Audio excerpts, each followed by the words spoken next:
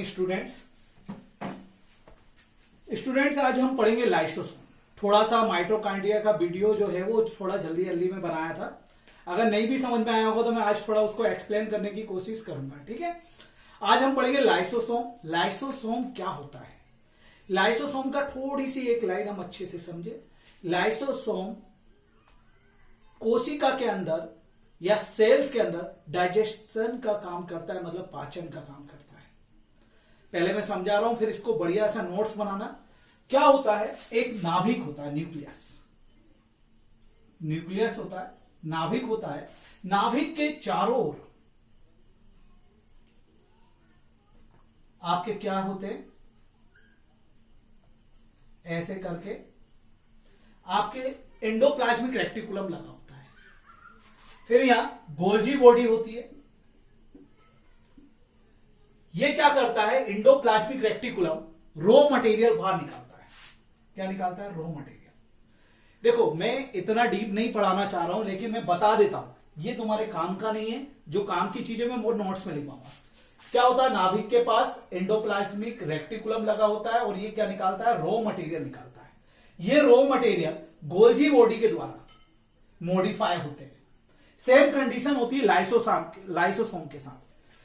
ये लाइसोसोम की मेम्ब्रेन जो है वो एंडोप्लाज्मिक रेक्टिकुलम के द्वारा बनती है।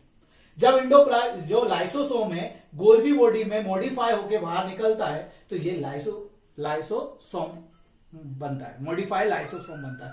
और यही तुम्हारी जो कोशिका है उसमें पाचन का काम करता है। सिर्फ इतनी सी बात याद रखना है, लाइसोसोम जो है वो इतना डीप नहीं पढ़ना है। मुझे अपन को कंपटीशन एग्जाम के हिसाब से पढ़ना है, ना कि 9th-12th के हिसाब से पढ़ना है। ठीक है, मैंने एक बता दिया, मैं और भी चीजें बता सकता हूं, लेकिन मैं एग्जाम पॉइंट ऑफ एग्जाम के हिसाब से बताऊंगा।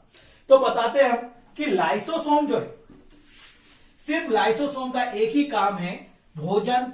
लाइसोसोम का एक ही काम है कोशिका के अंदर पाचन करना, डाइजेशन करना। कोशिका जो है सेल्स के अंदर क्या करना, डाइजेशन करना।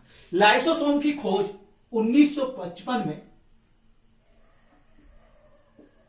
डी ड्वीब ने की थी। डी ड्वीब ने की थी। डी ड्वे भी पढ़ते हैं कई लोग, डी ड्वीब भी पढ़ते हैं। मैंने बोला अंग्रेजी नाम है और जिसको जैसा नाम सुनाई दिया उसने अपनी बुक में वैसा लिखा। वैसे इसका नाम है डी ड्वीब, या डुबे भी पढ़ोगे तो चलेगा। तो लाइसोसोम की जो खोज हुई 1955 में डी ड्वीब ने की। कई बुकों में 1955 की जगह 1949 मिलता है। क्लियर बात समझ आया? लेकिन हमें क्या याद रखना है, 1955। ये कई बुकों में 1949 भी मिलता है। लाइसोसोम की जो खोज की है वो डी ड्यूवे ने की है। कब की है, 1955 में की है। लाइसोसोम का मुख्य कार्य क्या होता है, कोशिका के अंदर पाचन करना, डाइजेशन करना। कोशिका के अंदर क्या करना, डाइजेशन करना। क्लियर बात समझ आई? तो हमने पहला पॉइंट क्या लिखना है अपने नोट्स में, लाइसोसोम की खोज डी ड्यूब ने या डी डुबे ने 1955 में की थी। इसका मुख्य कार्य, दूसरा पॉइंट होगा, इसका मुख्य कार्य कोशिका के अंदर पचाना, पाचन करना या डाइजेशन करना होता है। इसमें विभिन्न हाइड्रोलिक्टिक एंजाइम्स भरे होते हैं। इसमें क्या भरे होते हैं, जो आपका जो लाइसोसोम है इसके अंतर्गत क्या है, विभिन्न हाइड्रोलिक्टिक एंजाइम्स भरे होते हैं, है ना। हाइड्रोलिक्टिक एंजाइम्स वैसा देखा जाए तो ये लिपिड्स से बना होता है। लिपिड्स प्रोटीन या फैट से बना होता है। लिपिड्स क्या होता है, प्रोटीन और फैट को जब मिला के बोलते हैं तो उसको लिपिड्स बोलते हैं। क्लियर बात समझ में आया? तो अपन को इतना डीप नहीं जाना है। तो जो लाइसोसोम है उसके अंतर्गत क्या होता है, हाइड्रोलिक्टिक एंजाइम्स भरे होते हैं। हाइड्रोलिक्टिक एंजाइम्स क्या होते हैं, हाइड्रोलिसिस पढ़ा हो नहीं पढ़ा हो कोई दिक्कत नहीं है। हाइड्रोलिक्टिक एंजाइम्स वो होते हैं जो जल के साथ मिलकर किसी चीज का ब्रेक डाउन करते हैं, तोड़ते फोड़ते हैं, पचाते हैं, डाइजेस्ट करते हैं, छोटे छोटे टुकड़ों में बांटते हैं। उसी को बोलते हैं हाइड्रोलिक्टिक एंजाइम्स। हाइड्रोलिक्टिक एंजाइम्स मतलब ऐसे एंजाइम्स जो जल के साथ, जल के द्वारा कुछ जो छोटे छोटे पार्ट्स में बांटना, किसी चीज को छोटे छोटे पार्ट्स में बांटना या डाइजेशन करना, उसी को क्या बोलते हैं, हाइड्रोलिक्टिक एंजाइम्स। हाइड्रो से मतलब जल। क्लियर बात समझ में आया? तो मैंने क्या बताया, लाइसोसोम की खोज 1955 में डी ड्वीब ने की है। लाइसोसोम का मुख्य कार्य होता है कोशिका के अंदर डाइजेशन करना या पाचन करना। लाइसोसोम के अंदर हाइड्रोलिक्टिक एंजाइम्स भरे होते हैं। ये वो एंजाइम्स होते हैं हाइड्रोलिक्टिक एंजाइम जो जल के साथ मिलकर ब्रेक डाउन करते हैं, मतलब ऐसे एंजाइम्स जो जल के साथ मिलकर तोड़ फोड़ करते हैं, पचाते, पाचन करते हैं या डाइजेशन करते हैं। क्लियर बात समझ में आया? अगर मान लो ये हाइड्रोलिक्टिक एंजाइम्स की खासियत क्या होती है? हाइड्रोलिक्टिक एंजाइम जहां पर एसिडिक इन्वायरमेंट होता है, एसिडिक इन्वायरमेंट बोले तो अम्ल पर्यावरण, है ना, अम्ल पर्यावरण या अम्ल पर्यावरण जहां पे होता है वहां पर क्या होता है, ये हाइड्रोलिक्टिक एंजाइम्स बहुत अच्छे से कार्य करते हैं। लेकिन जहां पर अम्ल पर्यावरण नहीं होता है वहां पर ये अच्छे से कार्य नहीं कर पाते। पहली बात हम देखते हैं, ये हमारा हो गया कोशिका और ये हो गया न्यूक्लियस और ये हो गया हाइड्रोलिक्टिक एंजाइम्स। अगर मान लो हाइड्रोलिक्टिक एंजाइम्स क्या हो, यहां से बाहर निकल के आ जाए, साइटोप्लाज्म में आ जाए। कहां पर आ जाए? साइटोप्लाज्म में। हमने पढ़ा है साइटोप्लाज्म क्या होता है, नाभिक झिल्ली और केंद्र, नाभिक झिल्ली और कोशिका की झिल्ली के बीच में जितना पार्ट होता है वो क्या कहलाता है? साइटोप्लाज्म। कोशिका द्रव या कोसा द्रव कहलाता है। कोशिका द्रव में आ जाए तो यहां पर कैसा माध्यम होता है? क्षारीय माध्यम। कैसा माध्यम है? ये पूरा का पूरा जो साइटोप्लाज्म होता है वो कैसा होता है? क्षारीय होता है, बेसिक होता है, बेस होता है, बेस, है ना, एसिड और बेस पड़ा होगा, बेस माध्यम होता है, बेस मीडियम होता है या क्षारीय मीडियम होता है। तो इतना ज्यादा कोई यहां पे क्या मैंने बताया, हाइड्रोलिक्टिक एंजाइम्स जो है वो वहीं पे कार्य करते हैं जहां पर एसिडिक इन्वायरमेंट हो, मतलब अम्ल का पर्यावरण हो। क्लियर बात समझ आया? अम्ल वाला एरिया हो। लेकिन यहां पे तो कैसा है? क्षारीय, तो यहां पे कोई भी दिक्कत नहीं होगी। क्लियर बात समझ आया? ये इतना ज्यादा प्रभावी नहीं होंगे। मैंने बताया कि ये एसिडिक अम्ल में ही, एसिडिक एनवायरमेंट में ही ये हाइड्रोलिक्टिक एंजाइम्स जो हैं वो ज्यादा कार्य करते हैं, सक्रिय होते हैं, लेकिन बेस में नहीं होते, इसलिए यहां पर कोई भी क्या नहीं होगी, हानि नहीं होगी। लेकिन मान लीजिए अगर ये पूरे का पूरा ये जो लाइसोसोम है, लाइसोसोम की पूरी मेम्ब्रेन समाप्त हो जाए, है ना, झिल्ली पूरी समाप्त हो जाए, तो ये साइटोप्लाज्म को भी कैसा माध्यम बना देगी? एसिडिक एनवायरमेंट बना देगी। पूरा का पूरा हट जाए तो क्या बना देगी? एसिडिक एनवायरमेंट बना देगी। और एसिडिक जब एनवायरमेंट बनेगा तो ये हाइड्रोलिक्टिक एंजाइम ज्यादा सक्रिय होंगे और पूरी कोशिका को क्या कर देंगे? डैमेज कर देंगे। पूरी कोशिका को क्या कर देंगे? डैमेज। इसीलिए लाइसोसोम को कोशिका का आत्महत्या की थैली कहा जाता है, सुसाइड विसिल कहा जाता है। क्लियर बात समझ आया? मैंने बताया अगर थोड़ा सा हाइड्रोलिक्टिक एंजाइम्स निकलता है, लेकिन हाइड्रोलिक्टिक एंजाइम्स बेस में, क्षारीय माध्यम में ज्यादा सक्रिय नहीं होते तो कोई भी डैमेज नहीं होता है। लेकिन पूरी की पूरी झिल्ली हट जाए लाइसोसोम की, पूरी की पूरी झिल्ली अगर हट जाती है लाइसोसोम की, तो वो पूरा का पूरा जो साइटोप्लाज्म है उसे कैसा बना देगी? एसिडिक बना देगी, अम्लीय बना देगी। और जब वो अम्लीय बना देगी तो ये हाइड्रोलिक्टिक एंजाइम्स क्या होंगे? ज्यादा सक्रिय हो जाएंगे और ज्यादा सक्रिय हो जाएंगे और पूरी की पूरी कोशिका को डैमेज कर देंगे और पूरी की पूरी कोशिका को डैमेज कर देंगे। इसीलिए इस लाइसोसोम को कोशिकाओं की आत्महत्या की थैली कहा जाता है या तो सुसाइड विसिल ऑफ सेल कहा जाता है। क्लियर बात समझ में आया? तो मैंने बताया लाइसोसोम की खोज 1955 में डी ड्यूब ने की। इसका मुख्य कार्य होता है, लाइसोसोम का मुख्य कार्य होता है कोशिका के अंदर पाचन करना, डाइजेस्ट करना। क्या? डाइजेशन करना। किसके अंदर? कोशिका के अंदर जो होता है। ठीक है। फिर क्या बताया? लाइसोसोम में हाइड्रोलिक्टिक एंजाइम्स भरे होते हैं जो कि अम्लीय एनवायरमेंट में या एसिडिक एनवायरमेंट में ज्यादा सक्रिय होते हैं। अगर छोटा सा पार्ट कहीं से रैप्चर होके या हाइड्रोलिक्टिक एंजाइम साइटोप्लाज्म में आ जाए तो ज्यादा सक्रिय नहीं होंगे, क्योंकि जो साइटोप्लाज्म है वो ज्यादा क्या है? क्षारीय है और क्षार में ये ज्यादा सक्रिय नहीं होते। लेकिन पूरी की पूरी झिल्ली इसकी समाप्त हो जाए तो ये क्या होगा कि ये पूरा का पूरा साइटोप्लाज्म को, कोशिका द्रव को क्या बना लेंगे? अम्लीय एनवायरमेंट बना लेंगे और पूरी की पूरी कोशिका को क्या कर देंगे? डैमेज कर देंगे, ब्रेक डाउन कर देंगे। तो ये क्या कहलाता है? इससे पूरी की पूरी कोशिका क्या हो गई? डैमेज हो गई। इसीलिए इसे लाइसोसोम को कोशिका का आत्महत्या की थैली कहते हैं। क्लियर बात समझ आए? माइटोकॉन्ड्रिया में एक बात बताना भूल गया था। क्या होता है? हमारा जो नाभिक होता है उसमें नाभिक के अंदर एक क्रोमोटीन पदार्थ होता है, क्रोमोटीन मैटर होता है, जिसके अंतर्गत 3 चीजें आती हैं, डीएनए, आरएनए और हिस्टोन प्रोटीन। क्लियर बात समझ आया? मैं माइटोकॉन्ड्रिया में बताना भूल गया था। माइटोकॉन्ड्रिया मुख्य रूप से सिर्फ कहां पाया जाता है? मुख्य रूप से यह पाया जाता है आपके जंतु कोशिकाओं में। और जंतु कोशिकाओं में माइटोकॉन्ड्रिया एक ऐसा कोशिका अंग है जिसमें नाभिक के अलावा डीएनए पाया जाता है। ये जेल प्रेरी में भी आ चुका है, रेलवे में भी एक क्वेश्चन आ चुका है। तो ये माइटोकॉन्ड्रिया में मैं एक पॉइंट भूल गया था, ये बता दिया कि डीएनए नाभिक के अलावा जंतु कोशिकाओं में एकमात्र अंग में पाया जाता है जो कि है माइटोकॉन्ड्रिया। क्लियर बात समझ आया? तो अब हम लाइसोसोम की बात कर रहे थे। क्लियर? इसमें क्या भरे होते हैं? हाइड्रोलिप्टिक एंजाइम्स, और वो कहां सक्रिय होते हैं? अम्लीय एनवायरमेंट में सक्रिय होते हैं, है ना? अम्लीय एनवायरमेंट में सक्रिय होते हैं। चल, इसके बाद हम बात करते हैं हाइड्रोलिप्टिक एंजाइम्स के बाद बात करते हैं। एक थोड़ा सा नोट लिखना कि हमारे दुनिया का सबसे खतरनाक जो एसिड है वो है HCl।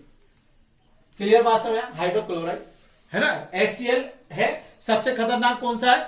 HCl। दूसरे नंबर पे जो आता है हाइड्रोक्लोरिक एसिड, हाइड्रोक्लोरिक एसिड है पहले नंबर पे। दूसरे नंबर पे जो आता है HNO3 आता है, नाइट्रिक एसिड। क्या आता है?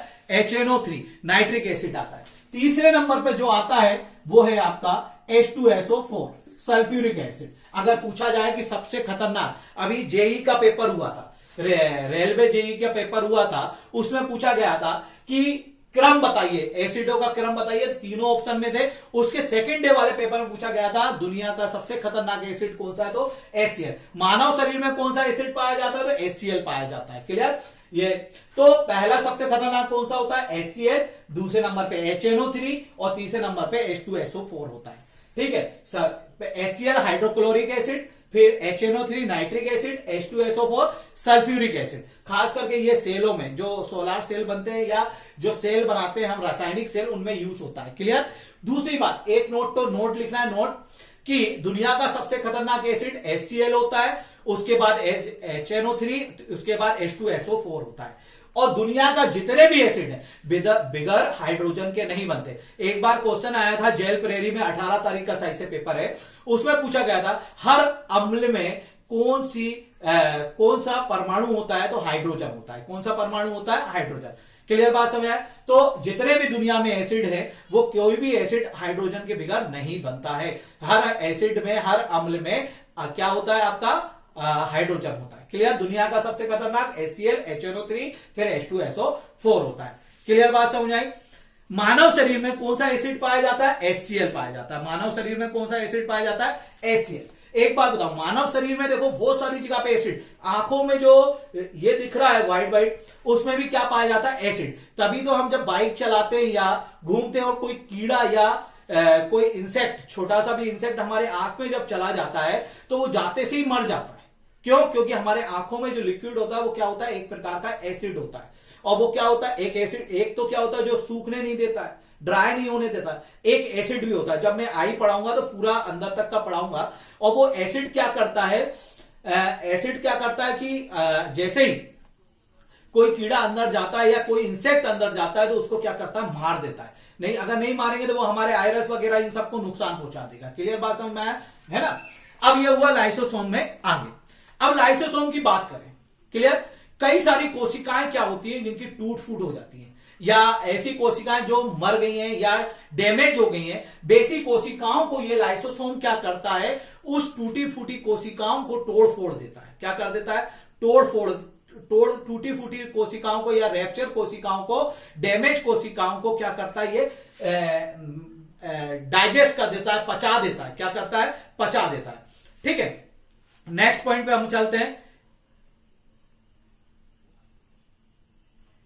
नेक्स्ट पॉइंट पे हम चलते हैं। लाइसोसोम में जो होती है वो इकेहरी झिल्ली होती है। लाइसोसोम में कैसी झिल्ली होती है? इकेहरी। हमने पढ़ा एंडोप्लाज्मिक रेक्टिकुलम, उसमें दोहरी झिल्ली होती है। फिर हमने पढ़ा राइबोसोम, उसी में था जो झिल्ली विहीन होता है, उसमें कोई झिल्ली नहीं होती है। फिर हमने पढ़ा माइटोकॉन्ड्रिया, उसमें कितनी झिल्ली होती है? दोहरी झिल्ली होती है। फिर हमने पढ़ा लाइसोसोम। ये क्वेश्चन वेरी वेरी इंपॉर्टेंट है। लाइसोसोम होता है वो इकेहरी झिल्ली होती है। उसमें लाइसोसोम में कैसी झिल्ली होती है? इकेहरी। क्लियर? ये जीवाणु और विषाणु या रोगाणु से कोशिका की रक्षा करता है। क्या होता है? ये जो जीवाणु होते हैं, जीवाणु हो गए, आपके विषाणु हो गए, रोगाणु हो गए, इन सबको क्या करता है? ये मार देता है। क्लियर? उनसे रक्षा करता है। इसीलिए इसे कोशिका का सफाई कर्मी भी कहते हैं। एक तो क्या हुआ? हमारी जो कोशिकाओं की टूट फूट हुई उनको ये टुकड़े करके पचा देता है। पहली चीज, इसलिए ये क्या कहलाता है, सफाई कर्मी कहलाता है। मतलब कोई भी कोशिका के अंदर या कोई भी कोशिका मृत हुई उसको डैमेज कर देता है, उसको पचा देता है, तो इसको क्या कहते हैं, ये हमारी विषाणु, रोगाणु, जीवाणु से रक्षा करता है। और जो टूटी फूटी कोशिकाएं होती है, टूटी फूटी कोशिकाएं के अंग होता है, उनको डाइजेस्ट कर देता है, इसलिए उनको क्या करता है, ये पचा देता है। क्या कर देता है, पचा देता है, इसीलिए इसे कोशिका का क्या कहते हैं हम, सफाई कर्मी कहते हैं। क्या कहते हैं, कोशिका का सफाई कर्मी कहते हैं। जब ये कोशिकाओं की टूट फूट होती है तो उन टूटे फूटे अंगों को लाइसोसोम हाइड्रोलिटिक एंजाइम्स में गलाकर पचा देता है, इसीलिए इसे लाइसोसोम को कोशिका का कबाड़ी भी कहते हैं। क्या कहते हैं, कबाड़ी। देखो पहली बात समझ कहते हैं, हमने पढ़ा लाइसोसोम की खोज कब हुई, 1955 में। किसने की, डी डुबे ने। इसका मुख्य कार्य क्या होता है, कोशिका के अंदर डाइजेशन करना, पाचन करना। इसके अंदर क्या भरे होते हैं, हाइड्रोलिप्टिक एंजाइम्स भरे होते हैं। हाइड्रोलिप्टिक एंजाइम्स कहां ज्यादा सक्रिय होते हैं, अम्लीय पर्यावरण में सक्रिय होते हैं। अगर इसकी पूरी मेम्ब्रेन फट जाए, मेम्ब्रेन हट जाए, तो ये क्या करेगा, साइटोप्लाज्म को भी क्या बना देगा, अम्लीय एनवायरमेंट बना देगा और पूरी की पूरी जो कोशिका उसको डैमेज कर देगा, उसको खत्म कर देगा। इसीलिए इसे क्या कहते हैं, कोशिका की आत्महत्या की थैली कहते हैं। ये रोगाणु, विषाणु और जीवाणु से हमारी रक्षा करता है, इसीलिए इसे कोशिका का क्या कहते हैं, सफाई कर्मी कहते हैं। ये टूटी फूटी, क्या बता रहा हूं एक मिनट सॉरी ये कोशिका के टूटे फूटे अंगों को गला देता है, हाइड्रोलिप्टिक एंजाइम के साथ मिलाकर क्या करता है, गला देता है, इसीलिए इसे कोशिका का कबाड़ी भी कहते हैं। क्या कहते हैं, कोशिका का कबाड़ी भी कहते हैं। इसमें कैसी झिल्ली पाई जाती है, इकहरी झिल्ली पाई जाती है। इसमें कैसी झिल्ली पाई जाती है, इकहरी झिल्ली पाई जाती है। लाइसोसोम में कैसी झिल्ली पाई जाती है, इकहरी झिल्ली पाई जाती है। ठीक है, इसके बाद करते हैं, जो स्तनधारी होते हैं उनके जो रेड ब्लड सेल होता है, लाल रक्त कणिकाएं होती है, उनमें लाइसोसोम नहीं पाया जाता है। स्तनधारियों के रेड ब्लड सेल में या लाल रक्त कणिकाओं में क्या नहीं पाया जाता है, लाइसोसोम नहीं पाया जाता है। लाइसोसोम की थैली फट जाने से क्या होता है, मैंने बताया, स्टेरॉइड कोशिका एक मिनट सॉरी, लाइसोसोम की थैली को फटने से स्टेरॉइड कोशिका बचाती है। क्या करती है, स्टेरॉइड जो कोशिकाएं होती है वो क्या करती है, बचाती है। क्लियर बात समझ आए। पादप कोशिकाओं में लाइसोसोम काम नहीं करता है। पादप जो कोशिकाएं होती है उनमें लाइसोसोम काम नहीं करता है। जो स्तनधारी, जिनके स्तन हैं, जो स्तनधारी हैं, उनके लाल ब्लड सेल में या लाल रक्त कणिकाओं में क्या नहीं पाया जाता है, लाइसोसोम नहीं पाया जाता है। क्लियर बात समझ आ गया। लाइसोसोम को फटने से जो स्टेरॉइड कोशिकाएं होती हैं वो बचाती हैं। क्लियर बात समझ आए। पादप कोशिकाओं में लाइसोसोम नहीं पाया जाता है। पादप कोशिकाओं में इसकी जगह पर रिक्तिकाएं होती है। पादप कोशिकाओं में इसकी जगह पर क्या होती है, रिक्तिकाएं होती है। क्लियर बात समझ आए। फिर से मैं एक बार पूरा रिवाइज कर देता हूं, है ना। ये लिपिड्स प्रोटीन या वसा से बना होता है। लिपिड्स क्या होता है, प्रोटीन और वसा के मिश्रण को क्या बोलते हैं, लिपिड्स। कई लोग लिपिड्स को क्या बोल देते हैं, वसा बोल देते हैं, पर लेकिन वसा अलग चीज है, लिपिड्स अलग चीज है। क्लियर। फिर से हम बात करते हैं, लाइसोसोम की खोज 1955 में डी डुबे ने की थी। इसका मुख्य कार्य क्या होता है, कोशिका के अंदर डाइजेशन करना, पाचन करना। इसके अंदर क्या भरे होते हैं, हाइड्रोलिप्टिक एंजाइम्स भरे होते हैं। हाइड्रोलिप्टिक एंजाइम्स क्या होते हैं, जो जल के साथ किसी भी चीज को तोड़ फोड़ के पचाने का काम करते हैं, हाइड्रोलिसिस जिसको बोलते हैं, है ना। और ये जब फट जाए तो पूरी कोशिका को डैमेज कर देती है, इसीलिए लाइसोसोम को कोशिका की आत्महत्या की थैली कहते हैं। ये रोगाणु, विषाणु और जीवाणु से बचाती है, इसीलिए इसे कोशिका की क्या कहते हैं, सफाई कर्मी भी कहते हैं। और ये टूटी फूटी कोशिकाओं को, अंग को डैमेज मतलब पचा देती है, डाइजेस्ट कर देती है गला के हाइड्रोलिप्टिक एंजाइम के साथ, इसीलिए इसे कोशिका का कबाड़ी भी कहते हैं। ये मुख्यतः जंतु कोशिकाओं में पाया जाता है लाइसोसोम, लेकिन पादप कोशिकाओं में नहीं पाया जाता। लाइसोसोम के फटने से स्टेरॉइड कोशिकाएं बचाती हैं। क्लियर बात समझ आए। स्टेरॉइड कोशिकाएं बचाती है और पादप कोशिकाओं में इसकी जगह पर क्या पाया जाता है, रिक्तिकाएं पाई जाती है। अब नेक्स्ट टॉपिक आता है रिक्तिकाएं। रिक्तिकाएं छोटा सा है, सुन लो, है ना। इसकी पूरी पीडीएफ जब पूरा का पूरा ये कोशिका का पूरा कंप्लीट हो जाएगा, मैं आपको पीडीएफ इसका लास्ट वीडियो में पीडीएफ करवाऊंगा। अभी नोट्स बनाते चलो। क्लियर। इसके बाद रिक्तिकाएं आती है। रिक्तिकाएं जो होती है वो जंतु कोशिकाओं में छोटे छोटे आकार में पाई जाती है। मैंने बताया रिक्तिकाएं जंतु कोशिकाओं में भी पाई जाती है और वनस्पति कोशिकाओं में भी पाई जाती है। रिक्तिकाएं जो होती है वो जंतु कोशिकाओं में भी पाई जाती है और वनस्पति कोशिकाओं में भी पाई जाती है।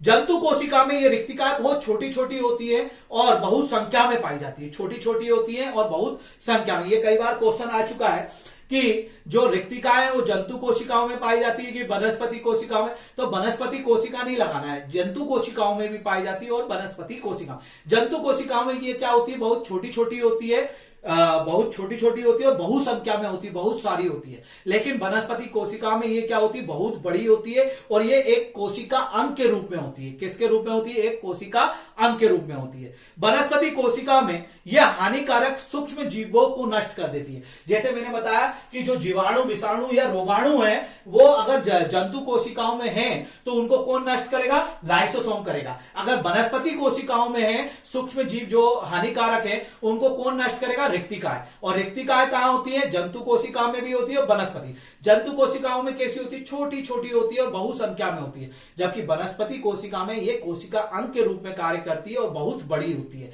ये वनस्पति कोशिकाओं में ये हानिकारक सूक्ष्म जीवों को क्या कर देती है, नष्ट कर देती है। क्या कर देती है, नष्ट। जो सूखी लकड़ी होती है, पानी के ऊपर तैरती है, वो रिक्तिकाओं के कारण तैरती है। किसके कारण तैरती है, रिक्तिकाओं के कारण नहीं डूबती है या तैरती है। एक बात याद रखना, ये एक बार पेपर में आ चुका है कि जो सूखी लकड़ी है वो पानी के ऊपर तैरती है, किसके कारण, रिक्तिकाओं के कारण। किसके कारण तैरती है, रिक्तिकाओं। या ऐसे क्वेश्चन आ सकता है, सूखी लकड़ी पानी के अंदर नहीं डूबती है, वो भी किसके कारण, रिक्तिकाओं के कारण नहीं डूबती है। रिक्तिकाएं जंतु कोशिका, वनस्पति कोशिका दोनों में पाई जाती है। जंतु कोशिका में क्या होती है, छोटी छोटी बहुसंख्या में होती है, जबकि जंतु को वनस्पति कोशिकाओं ये बड़े आकार में होती है और एक कोशिका अंग की तरह कार्य करती है। क्लियर बात समझ में आई बेटा। तो ये जो चीजें पूरे स्टूडेंट्स, ये सारी चीजें आपको नोट्स बना के लिखना है, एक एक पॉइंट को बार बार सुनना है और अच्छे से नोट्स बनाइए, ठीक है। क्वेश्चन वेरी इंपॉर्टेंट है, सूखी लकड़ी पानी के ऊपर तैरती है या पानी में नहीं डूबती है, तो किसके कारण, रिक्तिकाओं के कारण। क्लियर। अब आने वाला है, हम पढ़ेंगे राइबोसोम। राइबोसोम के बाद हम पढ़ेंगे लवक, प्लास्टिड्स पढ़ेंगे। क्लियर बात समझ आया। प्लास्टिड्स, देखो बेटा इसमें क्या हो रहा है कि मैं जो वीडियो बना रहा हूं, अपलोड कर रहा हूं, इसमें बड़ी समस्या आ रही है। लाइव क्लासेस हमारी 5 से 6 घंटे चलेगी, ठीक है। ये मेरे लिए मत कीजिए, मैं सिर्फ इतना बोल रहा हूं, 1000 सब्सक्राइबर, 600 सब्सक्राइबर हो गए, लगभग 600 हो गए। अगर आप लोग एक एक भी कोशिश करो तो 1000 सब्सक्राइबर हो जाएंगे। फिर हमारी पॉलिटी की भी क्लास चालू हो जाएगी, ठीक है, और ज्योग्राफी की भी चालू हो जाएगी। रोज 1.5 घंटे पॉलिटी, 1.5 घंटे ज्योग्राफी, 1 घंटे रीजनिंग। फिर उसके बाद मैं मैथ्स भी स्टार्ट करूंगा, ठीक है। मैं पहले बायो खत्म करना है, फिर फिजिक्स फिनिश करना है। तो आपको कैसा समझ में आ रहा है, नहीं आ रहा है समझ में, अगर थोड़ी स्पीड हाई हो रही है, कम हो रही है, या आपको और इजी लैंग्वेज में बनाना है और डीप पढ़ना है, डीप भी पढ़ा सकता हूं, कोई दिक्कत नहीं है। लेकिन हम कंपटीशन की एग्जाम की तैयारी कर रहे हैं, ठीक है। और कमेंट्स जरूर कीजिए, देखिए आप शर्माइए मत, कमेंट्स कीजिए। कमेंट्स करोगे तो मुझे आपकी जानकारी मिलेगी, क्या समस्या हो रही है, मैं उसको और सुधार करूंगा, है ना। और सब्सक्राइब, ठीक, 1000 सब्सक्राइबर करना है, उससे ज्यादा नहीं करना है। 1000 सब्सक्राइबर हो जाएंगे, हम लाइव स्ट्रीम हो जाएगी, हमारा काम हो जाएगा। और फिर अभी 15 मई तक कोचिंग नहीं खुलना है, ऐसे ही हम बायो भी कंप्लीट कर लेंगे और पॉलिटी भी कंप्लीट कर लेंगे। सिर्फ वीडियो अपलोड करना पड़ता है, उसमें बहुत सारी चीज करनी पड़ती है, इसीलिए मैं थोड़ा सा रुक जाता हूं, एक 2 दिन रुक जाता हूं, कोशिश करता हूं। फिर मेरे को लगता है यार बहुत सारा काम करना है, लेकिन लाइव क्लासेस चलेंगी उसमें कोई अपलोड ही नहीं करना है ना। और 1000 सब्सक्राइबर होंगे तभी लाइव क्लासेस चलेंगी। और थैंक यू, है ना। स्टूडेंट मेहनत करो, ऑल द बेस्ट, तैयारी करो, अच्छे से एग्जाम निकालो। थैंक्स।